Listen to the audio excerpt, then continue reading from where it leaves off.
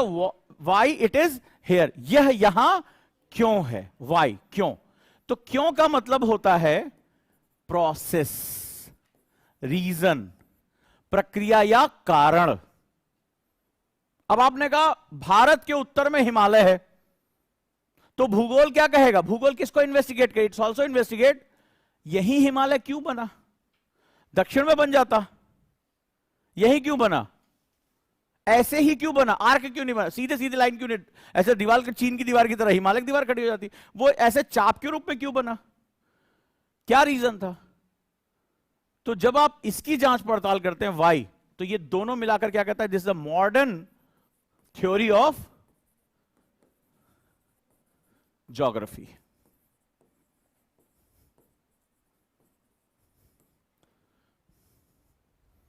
Modern theory of यानी कि भूगोल की आधुनिक अवधारणा, भूगोल की आधुनिक अवधारणा। तो भूगोल न सिर्फ इस बात की पड़ताल करता है कि कहां क्या है, साथ ही इस बात की भी पड़ताल करता है ये यहां क्यों है। ये मॉडर्न थ्योरी है, क्लियर हो गया। यानी भूगोल में इन तीनों का बड़ा इंपॉर्टेंट है, कहां है, क्या है, पहले तो आप इसको पहचानो कहां है और क्यों है। तो जब हम ज्योग्राफी के बेसिक कॉन्सेप्ट पे जाते हैं कि क्या है, ठीक है, तो यहीं से हमारे पास एक शब्द निकल कर आता है जिसको बोलते हैं ज्योग्राफिकल फीचर्स। ज्योग्राफिकल फीचर्स यानी भौगोलिक विशेषताएं। इस क्वेश्चन में क्या कह रहा है, ज्योग्राफिकल फीचर्स या ज्योग्राफिकल फैक्टर्स। अब ये ध्यान से देखो, ये दो अलग अलग शब्द हैं। ज्योग्राफिकल फीचर्स, फीचर्स का मतलब भूगोल का क्या, भूगोल का क्या। तो फीचर्स में हम क्या देखते हैं, जैसे आदमी का, आपका फीचर क्या है भाई, आप बनमानुष नहीं है, कैसे पता चलेगा, तो आप कहते हैं देखिए हमारी आंखें टुकुर टुकुर देखती हैं, थोड़ा बनमानुष से अलग है, बाल कम है हमारे शरीर पे, बहुत लोग हैं, तो बोले हम इंसान जैसे दिखते, देखो हमारे पंजे ऐसे खुले हुए हैं, तो आप बनमानुष नहीं है, तो आप कैसे कहोगे, आप बताएंगे ना, तो देखिए चश्मा उस्मा पहन रहे हैं, तो हम इंसान, तो आपके फीचर्स बने हुए हैं ना, कि नाक कान आंख जो है आपके ऐसे दिखाई पड़ रहे हैं, तो आप इंसान जैसे दिखते हैं। उसी तरह क्या होता है, क्या दिख रहा है। तो जब हम भूगोल को देखते हैं अपने आसपास, तो हमें क्या दिखाई पड़ता है। अब आप कहोगे हिस्ट्री क्लास में आप ज्योग्राफी क्यों पढ़ा रहे हैं, आंसर ही नहीं दे पाओगे इसका। तो भैया क्या होगा, तुम्हें दिखाई पड़ा पर्वत, दिखाई पड़ा, गए घूमने मसूरी, बोले लबासना जा रहे हैं, अब लबासना गए तो वहां पे कहां है, पहाड़ तुम्हें दिखाई पड़ रहे हैं, वो ऐसे घूम घूम के जाना पड़ता है कई किलोमीटर, ठीक है। तो साउथ में गए, पठार दिखाई पड़े आपको, कहीं पर मैदान दिखाई पड़ रहे हैं आपको, कहीं पर जल प्रपात यानी पानी गिरता हुआ ऊपर से नीचे तक दिखाई पड़ रहा है, वाटरफॉल्स। तो these are known as features. नदी कहीं पर आराम से हौले हौले बह रही, तुम्हारे तरह उसका करियर बह रहा है, कभी इधर तैयारी करेंगे, कभी उधर तैयारी करेंगे, कभी आईएएस की, कभी पीसीएस की, कभी एसएससी का फॉर्म भी डाल देंगे, तो ये मैदानों में ऐसा दिखाई पड़ रहा है। लेकिन जब पहाड़ों से कूद रही है तो वो उछलती कूदी, जैसे पहले दिन जब तुम आए थे यूपीएससी की तैयारी करने गुरुकुल में, सर इस बार हम आईएएस बनेंगे, तो रैपिड्स बना रही है, ठीक है, ऐसा लग रहा था पूरी दुनिया के सारी मुसीबतों को काट के हम ही आईएएस बन जाएंगे, और आजकल जो है मियांडर करने लगे इधर उधर। तो ये दोनों फीचर्स हमारे अलग अलग कैसे हो रहे, ये these are known as features. Factors में क्या होते हैं, फैक्टर्स में चर और अचर यानी स्टैटिक और वेरिएबल दोनों फैक्टर्स आ जाते हैं। फैक्टर्स कारक, कारक मुख्यतः जो ड्राइव होते हैं वो किससे जलवायु हो, जलवायु से ड्राइव। फीचर्स फैक्टर्स को जन्म देते हैं, याद रखिएगा, फीचर्स फैक्टर्स को जन्म देते हैं। फैक्टर चर और अचर, वेरिएबल एंड कांस्टेंट दोनों होते हैं। बड़ी गहरी बात कह रहा हूं क्योंकि इसका आंसर आप यहीं से दे पाओगे।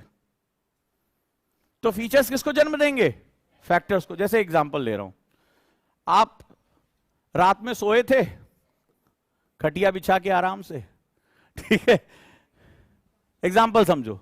तो ये क्या था, ये प्लेन था, ये भारत का मैदान था, तो आप क्या देख रहे थे, ये फीचर कैसा है, प्लेन का फैक्टर है। थोड़ा मजाक मजाक में, थोड़ा रजाक भाई समझ लेना इसको, ठीक है। तो यहां पर क्या होता है, टेम्परेचर एक पर्टिकुलर, मान लो यहां पर 30 डिग्री सेल्सियस था, ठीक है, रात में टेम्परेचर ऐसा था, ह्यूमिडिटी कम थी, बारिश वारिश नहीं हो रही थी, आप आराम से जो है सो रहे हो, और चूंकि आप अच्छा सोते हो, ठीक है, तो हुआ क्या, रात में इस जमीन में एलिवेशन होना शुरू हुआ, मान लो वलन पड़ना शुरू हुआ। सुबह जब आप आंख खुली आपकी, तो आप बेसिकली पहाड़ की चोटी पर आपका बेड था, फॉर एग्जाम्पल, ठीक है, मान लो पहाड़ की चोटी पे आपका बेड था। अब इस समय क्या हुआ, इन दोनों की हाइट बढ़ गई, ऐसे समझो, और अचानक से जब आप उठे तो आप एकदम अचानक से एकदम सिकुड़े हुए थे, रात में एकदम फैल के सो रहे थे 30 डिग्री पे, पता चला यहां पे 4 डिग्री सेल्सियस टेम्परेचर हो रखा है। तो सडनली ये फैक्टर, टेम्परेचर फैक्टर कैसे चेंज हो गया? Just because of elevation, height, ऊंचाई की वजह से। पहाड़ पे जाते हो तो क्या होता है, ठंड लगती है ना, इसको बताने के लिए हार्वर्ड जाने की जरूरत नहीं है, सिर्फ पहाड़ पे जाने की जरूरत है। कभी ठंड ऊंची जगह पे गए हो तो अचानक से क्या होता है, तेज हवाएं चलने लगती है, ठंड लगने लगता है, जस्ट बिकॉज ऑफ हाइट की वजह से। सो इस फीचर ने, ये क्या हुआ, पर्वत क्या है, मैदान क्या था, फीचर था, ऊंचाई क्या है, फीचर है। अब इस फीचर के चेंज हो जाने की वजह से फैक्टर क्या हो गया, चेंज हो गया। अब तुम जब उठोगे तो क्या करोगे? जैसे यहां पे अपना टी शर्ट वी शर्ट पे एकदम मुंह गए, ठंडे पानी से धो लिया, या मुंह ठंडे पानी से धोगे? पहले तो देखोगे कितना ओढ़ने के लिए माल मतलब जो बिछाने वाली चद्दर उसको भी ओढ़ लोगे, ठंड के मारे हालत खराब होगी, 4 डिग्री 2 डिग्री, ऐसे ही करोगे कि नहीं करोगे? ठंड के मारे कपकपा रहे होगे नहीं? तो क्या होगा, यहां पे अचानक से तुम्हारा बिहेवियर सेटअप चेंज हो जाएगा। अब तुम्हारे कपड़े, यहां पर तुम सुबह उठ के लस्सी खोज रहे थे, खोजोगे यहां पे माइनस टेम्परेचर में, गरम गरम कहीं चाय मिल जाए, तापने को मिल जाए कुछ, यहां तो पंखा और एसी ढूंढ रहे थे। ठीक है, तो ये क्या होगा, ये आपके लिए बड़ा ही खतरनाक। आपने क्या देखा, आपका बिहेवियर चेंज हो गया, क्योंकि आप अपने क्लाइमेट को क्या करने लगे, अडॉप्ट करने लगे। तो इसका मतलब है कि ज्योग्राफिकल फीचर्स जैसे चेंज होते हैं, आपके ज्योग्राफिकल फैक्टर्स भी चेंज हो जाते हैं। और ज्योग्राफिकल फैक्टर भी, you also part of geographical factor, आप भी इसका एक पार्ट हो। ये बच्चा इसको दो, ये इसको दे, हाँ। ज्योग्राफिकल फैक्टर्स आपके लिए बहुत इंपॉर्टेंट हो जाते हैं। हुआ? तो अब क्या करोगे, आपका जो एडॉप्टेबिलिटी है वो क्या हो जाएगी, उसी के हिसाब से मैनेज होगी। अब अगले दिन सुबह रात में क्या, फिर कंबल ओढ़ के सोओगे ना, रजाई ओढ़ के सोओगे। सही गलत कह रहे, गलत कह रहे? आपका खान पान, व्यवहार, आपका मकान, ये सब क्या हो जाएगा, चेंज हो जाएगा। अब नहीं तुम पंखा होगा, एसी वेसी खरीद के लेके नहीं आओगे, तुम क्या खरीदोगे, लकड़ियां किस तरह गर्म किया जाए, अंगीठी। तो ज्योग्राफिकल फैक्टर ये हमें बहुत कुछ चेंज करके देता है। अब सवाल है, इससे हमारे प्राचीन भारत के विकास पर क्या फर्क पड़ा? Ancient history. एंशिएंट हिस्ट्री का मतलब क्या हुआ, हिस्ट्री यानी जो बीत चुका है, दैट इज अवर पास्ट। उसमें भी प्राचीन का मतलब क्या हुआ, प्राचीन का मतलब हुआ, इसमें 3 प्रकार के हिस्ट्री का हमारे पास सेगमेंट्स है, जिसको एक हम लोग एंशिएंट हिस्ट्री बोलते हैं, दूसरे को मेडाइवल बोलते हैं, और तीसरे को मॉडर्न बोलते हैं, जिसको कुछ इतिहासकारों ने 3 अलग अलग भागों में बांटा है, जिसको हिंदू हिस्ट्री, मुस्लिम हिस्ट्री और ब्रिटिश हिस्ट्री, क्रिश्चियन हिस्ट्री लिखा है। तो भारत को बांटने के लिए कई तरीके का इस्तेमाल किया गया। तो एंशिएंट हिस्ट्री का मतलब होता है जो प्राचीन भारत का युग रहा है। अगर सही तरीके से देखा जाए तो जो विश्व शक्तियां जो स्टेपी से आई थी, जो सल्तनत काल के आने से पहले का हिस्सा क्या कहलाता है, हमारा एंशिएंट हिस्ट्री। यानी कि अगर हर्ष के समय तक मैंने आपसे कहा था कि ये समय हमारा गोल्डन पीरियड था एंशिएंट हिस्ट्री का। तो प्राचीन भारत के विकास में भूगोल ने क्या भूमिका निभाई, ये बहुत बड़ा एक जो है वो सेगमेंट है। ठीक है, तो अब अगर हम देखें ध्यान से, तो हमारा जो इससे पहले डिस्कशन हुआ है, अगर हम भारत को देखें तो भारत कई हिस्सों में विभाजित है। ठीक है, जरा देख लेते हैं, एक नजर मार लेते हैं। तो ये हमारा नॉर्थ में क्या है, हिमालय, माइटी हिमालय। तो हिमालय क्या है, ये क्रायोस्फीयर है। सबसे पहले हिमालय क्या है, फोल्डेड माउंटेन है, फोल्डेड माउंटेन है, यानी वलित पर्वत है, वलन से मिलकर बना हुआ है। दूसरा, दुनिया का सबसे बड़ा क्रायोस्फीयर है। तीसरा सबसे बड़ा, यानी सबसे ज्यादा जो फ्रोजन फॉर्म ऑफ वाटर है, यानी कि पानी जमा हुआ, वो कहां है, हिमालय में।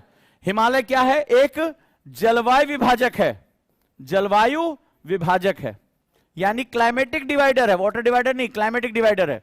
क्योंकि इसी हिमालय के जस्ट पीछे कोल्ड डेजर्ट पाया जाता है, दुनिया का सबसे बड़ा, सबसे ऊंचा कोल्ड डेजर्ट, यानी ठंडा मरुस्थल पाया जाता है।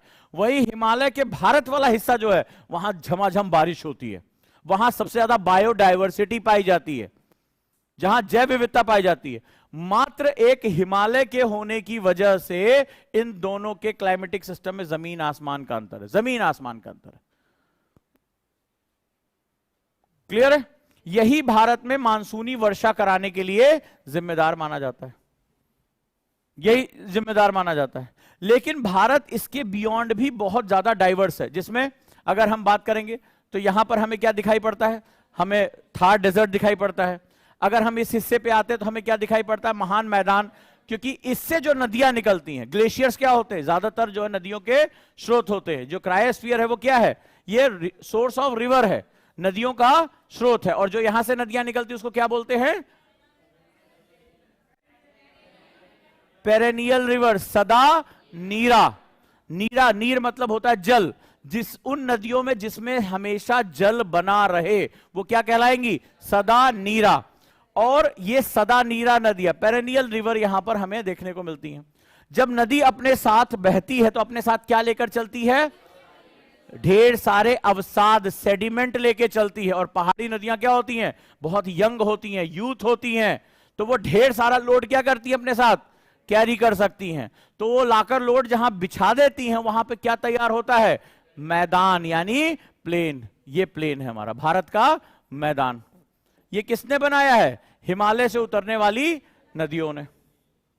लेकिन भारत का ये वाला हिस्सा जो देख रहे हो ये बिल्कुल अलग है। This is known as, Deccan से बाहर आओ, दक्कन सिर्फ 5 लाख स्क्वायर किलोमीटर का है। प्रायद्वीपीय भारत है, पेनिनसुलर इंडिया। और यह भारत का सबसे प्राचीन, ओल्डेस्ट रॉक सिस्टम है। किसका पार्ट था ये, गोंडवाना का, गोंडवाना चट्टानों का हिस्सा है। कब अलग हुआ गोंडवाना से, कब अलग हुआ, कार्बोनी फेरस, कार्बोनी फेरस, दो शब्दों से मिलकर बना है, कार्बन और फेरस। कार्बन का मतलब होता है बड़े बड़े पेड़। इस समय धरती पर बहुत बड़े बड़े पेड़ थे जो हलचल में दब गए, और उसी से क्या बना, कोयला बना। उसी से क्या बना, फॉसिल फ्यूल बना। ये जो पेट्रोल और डीजल ये सब निकल रहा है वो कहां से निकल रहा है, इसी समय से। लेकिन इसमें दूसरा कौन है, फेरस। फेरस मतलब होता है लोहा, आयरन, यानी इन चट्टानों में बेहिसाब आयरन है। जो कुडप्पा, धारवाड़, छोटा नागपुर प्लाटेयू, कोयला, लोहा भरा हुआ है। इसके साथ साथ यहां पर 2 श्रृंखलाएं पाई जाती हैं। इस वाले को क्या बोलते हैं, सह्याद्री यानी वेस्टर्न घाट। अभी एक एक लिखाता जाऊंगा, परेशान मत हो। इस वाले को बोलेंगे ईस्टर्न घाट, पूर्वी घाट। जो वेस्टर्न घाट है वो मानसून को रोककर बारिश कराती है। कौन सी बारिश, सारे क्वेश्चन आए हुए हैं यार, कौन सी बारिश, कौन सी बारिश, कौन वाली बारिश, बारिश 4 तरह की होती है, कौन वाली, रुको इनको बोलने दो। दक्षिण पश्चिम मानसून हवा की दिशा है। भारत में जो ग्रीष्मकालीन यानी कि समर होता है वो साउथ वेस्टर्न मानसून से होता है। लेकिन जब ये साउथ वेस्टर्न मानसून सह्याद्री से टकराता है तो एक खास तरह की वर्षा होती है, इन्हीं को बोलने दो, एक खास तरह की वर्षा होती है। बताओ, हाँ पहचान रहे हम कौन है, ठीक है। तो ऐसे देख, तो ऐसे नहीं, गलत टीचर आ गया, गलत क्लास में तुम आ गए। हाँ बताओ, मोहसिन राम चेतना पूछी, मौसिक जाने दो, खत्म करो क्लास में। हाँ कहां वो जबरदस्ती, मोहसिन राम चेहरा पूंजी कहां है। ये टाइम और प्रेशर की जो थ्योरी है बहुत सही काम कर रही है। हाँ हाँ, जिसका टाइम और प्रेशर वाला हिसाब गिला वो बताए। हाँ बताओ बेटा, ये भी एग्जाम में आया हुआ है। तुम्हें तो मैं कम से कम 20-25 साल के क्वेश्चन तो एकदम रटा के भेजूंगा, मजाक मजाक में भी कर लेके चले जाओगे, बस ध्यान से सुनना है। नहीं लिखा था ना, ये जो मोहसिन राम में जब बारिश हुई थी चेरापूंजी में, तो एक नाम लिया, तो उस पर तुम्हारा ध्यान ही नहीं गया, मोहसिन राम पे रह गए तुम। जी हां, इसको बोलते हैं ओरोग्राफिक रेन, पर्वतीकृत वर्षा। पर्वतीकृत वर्षा यानी ओरोग्राफिक रेन की एक बड़ी खास फीचर होता है, जिस साइड हवा टकराती है उस साइड तो खूब झमाझम बारिश होती है, लेकिन इसके पीछे क्या होता है, लीवर्ड साइड होता है, यानी वृष्टि छाया प्रदेश। तो पर्वत के पीछे बारिश नहीं होती है। यूपीएससी ने इस पे क्वेश्चन कैसे पूछा है, मैपिंग के question.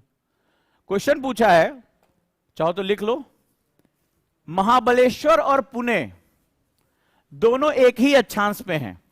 Mahabaleshwar and Pune located at same latitude. Prelims का क्वेश्चन पूछ रहा हूं, जवाब सब दे दोगे। Mahabaleshwar and Pune located at the same latitude. Mahabaleshwar को अत्यधिक वर्षा प्राप्त होती है जबकि पुणे सूखा रहता है, कारण बताएं। ये यूपीएससी बेटा। Mahabaleshwar get abundant rainfall while Pune become drier. Mahabaleshwar get abundant rainfall while Pune become drier. क्यों? पुणे में पानी वानी बड़ी कमी रहती है, ऐसा क्यों होता है? बहुत से लोग इसका जवाब नहीं दे पाए। यही है डिस्कशन को आप कहीं भी लेकर। बीच में कौन खड़ा है? सह्याद्री। अगर मैप देखो, उठाओ मैप खोलो, देखो महाबलेश्वर का पुणे का है। मेरे पढ़ा देने से थोड़े ना होगा, तुम्हारी तो बारिश ही खराब हो रखी है।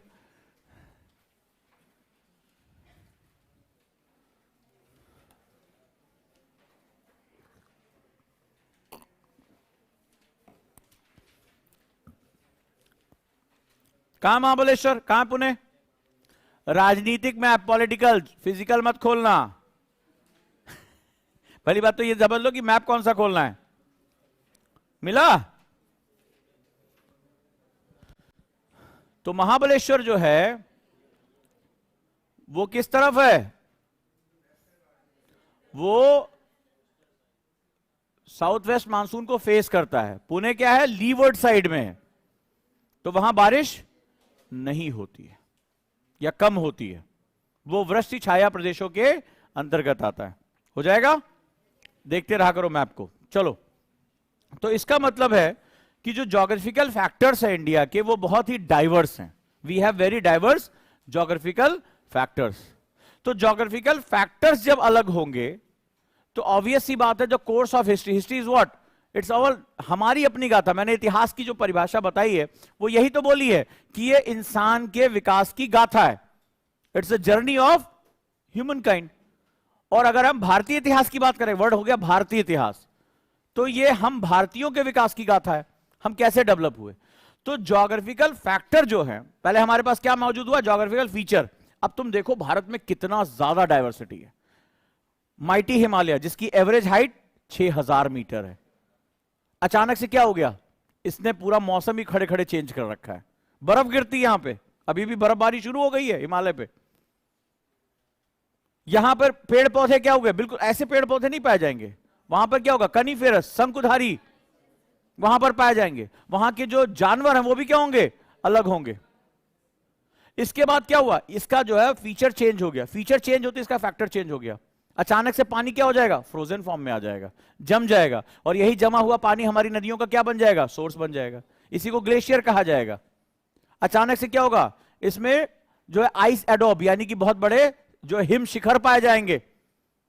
एवलॉन्च होंगे। यहां तूफान किस फॉर्म में आएगा? लैंडस्लाइड किस फॉर्म में होगा? स्नो एवलॉन्च के फॉर्म में होगा। बड़े बड़े बर्फ के जो है नीचे आएंगे, जैसा सियाचिन में होता है। तो ये इसका फीचर क्या हो गया? चेंज होते इसका फैक्टर भी चेंज हो गया। तो जो ह्यूमन है, जो मनुष्य है, उसकी पूरी स्टोरी क्या है? पूरी स्टोरी अगर हम देखेंगे, हम आगे भी देखते जाएंगे कि इसने अपने क्लाइमेटिक सिस्टम को अडॉप्ट किया, इसने इस फैक्टर को अडॉप्ट किया। तो डार्विन ने क्या कहा? सर्वाइवल ऑफ द फिटेस्ट, यानी जो अनुकूल रहेगा वही सर्वाइव करेगा। जैसे गुरुकुल में बहुत से बच्चे आए, वो सर्वाइव नहीं कर पाए और वो एक्सटेंट हो गए, मतलब यहां से कुल मिला के। तो ये क्या होगा? सर्वाइवल ऑफ द फिटेस्ट की बात है कि जो अपने जलवायु को एडॉप्ट कर लेगा। तो ऑब्वियस सी बात है, अगर हम यहां से देखें आगे पढ़ने से पहले भी, कि अगर हम यहां से देखें तो भारत में अलग अलग तापमान, अलग अलग आर्द्रताएं। जैसे यहां पर जाओगे तो साउथ में क्या होगा? आर्द्रता, ह्यूमिडिटी बहुत ज्यादा पाई जाएगी। ह्यूमिडिटी पाई जाएगी, मतलब तुमने देखा होगा जो बारिश का मौसम होता है, पसीना चिप चिप चिप चिप होता रहता है, बॉडी से सॉल्ट निकलता रहता है, आप ज्यादा देर तक काम नहीं कर सकते। तो आप जब उस इलाके में जाओगे जहां ह्यूमिडिटी बहुत ज्यादा है, वहां पे क्या होगा? क्लाइमेटिक सिस्टम अलग अलग होगा। तो इंसान ने क्या किया? एक मनुष्य जिसे हम लोग कहते हैं, हिस्ट्री किसकी है? हमारी, हम भारतीयों की है। तो हमने इस क्लाइमेटिक सिस्टम को अडॉप्ट करने के दौरान हमारा जो कल्चरल सेटअप है, जो हमारा लाइफ स्टाइल है, जो हमारी चीजें हैं, वो उसने क्या किया, इन्हीं फैक्टर को अडॉप्ट करने की कोशिश की। एग्जाम्पल ले लेते हैं, जब तुम भारत के इस हिस्से में, राजस्थान के, गुजरात के हिस्से में जाते हो, तो खान पान तुम्हारा क्या हो जाएगा, चेंज हो जाएगा। तुम देखोगे वो बहुत मीठा और बहुत नमकीन खाते हैं, नोटिस करके देखना, खाखड़ा, फाफड़ा, ठीक है, या तो बहुत मीठा या बहुत नमकीन। क्यों? इन दोनों की वजह से तुम्हारी पानी की डिमांड बढ़ जाती है। जब आप बहुत स्वेटिंग करते हैं, बहुत गर्मी होती है, तो आपको पसीना निकलता है। जब पसीना निकलता है तो आपके शरीर से क्या निकलता है, एसेंशियल सॉल्ट्स निकल जाते हैं। और मीठा खाने के बाद प्यास हमारी क्या हो जाती है, बढ़ जाती है। तो नेचुरली उसमें हीट स्ट्रोक ना हो, आप सॉल्ट की कमी से मर ना जाएं, ठीक है, डिहाइड्रेशन ना हो जाए, इसीलिए आपको पानी की कमी चाहिए और आपकी नमक की आपूर्ति होती रहनी चाहिए। उनका खान पान बिल्कुल अलग है। वो खान पान में मोटे अनाज ज्यादा प्रयोग करेंगे। क्यों? Y coarse grain? बिकॉज पानी कम है, तो आप कभी भी ऐसी जो स्टेपल क्रॉप्स है उसको आप नहीं उगा सकते। You have to go to the coarse grains, jowar, bajra, makka, ragi. क्यों? क्योंकि पानी कम है। सो इट्स, अब आप नॉर्थ ईस्ट चले जाएं, अब यहां पर क्या है, ये सिंटेक्सियल बेंड है, पानी खूब बरस रहा है, बांस पैदा होता है वनस्पति में, यानी वेजिटेशन में क्या होगा, बैम्बू। कभी आप यहां भारत दर्शन पे जाना तो वहां पे क्या होगा, स्टॉल, बांस की हर चीज, बांस के कागज, बांस के कपड़े मैंने देखे हैं, बांस के कपड़े, बांस की चप्पल, बांस का सब कुछ, चाय का कप से लेकर, ग्लास से लेकर, घर के जो सामान, सब कुछ बैम्बू से। यहां तक कि खाने में भी बैम्बू इंपॉर्टेंट है। बैम्बू की सब्जी, चावल में बैम्बू, हर चीज में। आप नॉर्थ ईस्ट का खाना कभी देखो, हर चीज में बैम्बू। क्यों? क्योंकि वो वहां पे क्या है, एबेंडेंट है, वहां के क्लाइमेटिक सिस्टम का पार्ट है। आप कोस्टल एरिया में चले जाओ, तुम्हें दो ही चीज दिखाई पड़ेगी, या तो मछली या नारियल। हर चीज, मतलब पूरे गांव के गांव आपको ऐसे महकते हुए दिखाई पड़ेंगे जबरदस्त। अगर आप फिश नहीं खाते तो हम सर्वाइव करना आपके लिए मुश्किल हो जाएगा। हर चीज में नारियल, हर चीज में करी, जो कि यहां पे बहुत बहुतायत होती है जहां पानी खूब बरसता है, हर चीज में करी पत्ता, हर चीज में नारियल, मतलब हर चीज में। तुम्हें तलना भी है तो नारियल के तेल में तला जाएगा सब कुछ। और हर चीज में मछली, क्योंकि वो क्या है, अपने कोस्टल एरिया को अडॉप्ट कर रहा है वो। सो जो हमारा ये हम ओवरऑल देखते हैं हिस्ट्री का जो कोर्स हमारा जो कैसे डेवलप हुआ, हमारा खान पान, पहनावा, हमारे रीति रिवाज, हमारे तौर तरीके, तो वो क्या निकल कर आता है, क्लाइमेटिक सिस्टम से निकल कर आता है। क्लाइमेटिक सिस्टम से निकल कर आता है। जैसे बंगाल की बात करें, जैसे ब्राह्मण जो है वो मांस नहीं खा सकते, मछली नहीं खा सकते, बट बंगाली कोई है यहां पे बंगाली आज तौर की, ये बताओ ब्राह्मण मछली खा सकते हैं वहां पे? Because that is not the matter of कि वो वेज है या नॉन वेज है, that is a part of climatic system. दाल में भी पड़ती है वहां पे। तो जैसे अगर उत्तर भारत में जाओगे तो गर्मी के दिनों में दाल में आम की गुठली, कच्चा आम डाल देते हैं, बड़ा दाल चटपटी सी हो जाती है, तो वहां मछली पड़ी होती है।